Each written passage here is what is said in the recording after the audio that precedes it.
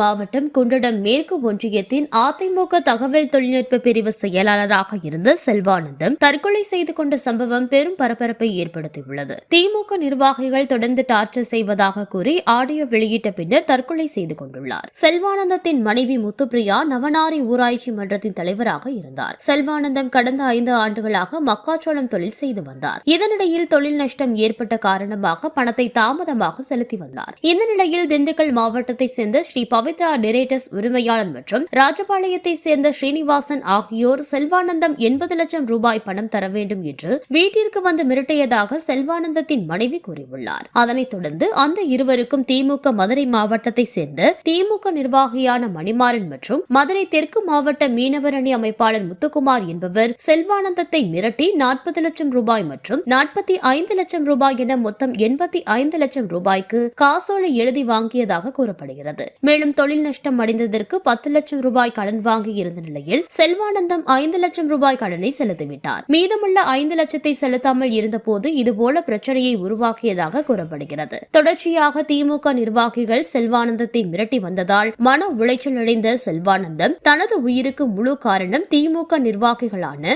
மணிமாறன் மற்றும் முத்துக்குமார் என்று ஆடியோ வெளியிட்டு திருப்பூர் மாவட்டம் தாராபுரம் அடுத்துள்ள குண்டடம் பகுதியில் தற்கொலை செய்து கொண்டார். பின்னர் குண்டடம் போலீசார் வழக்கு பதிவு செய்து மேல் சிகிச்சைக்காக கோவை அரசு மருத்துவமனைக்கு அனுப்பி வைத்தனர். இங்கு சிகிச்சை பெற்று வந்த செல்வானந்தம் சிகிச்சை பலனின்றி உயிரிழந்துவிட்டார். அவரின் உடல் பிரேத பரிசோதனை நடைபெற்ற நிலையில் தற்கொலைக்கு காரணமாகிய திமுக நிர்வாகிகளான மணிமாறன் மற்றும் முத்துக்குமாரை கைது செய்தால் மட்டுமே உடலை வாங்குவோம் என்று செல்வானந்தம் உறவினர்களும் மற்றும் அதிமுகவினரும் கோவை அரசு மருத்துவமனை பிணவரை முன்பு ஆர்ப்பாட்டத்தில் ஈடுபட்டனர். செல்வானந்தம் மன உளைச்சலில் அழுதவாறு ஆடியோ வெளியிட்டு தற்கொலை செய்து கொண்ட சம்பவம் பெரும் பரபரப்பை ஏற்படுத்தியுள்ளது.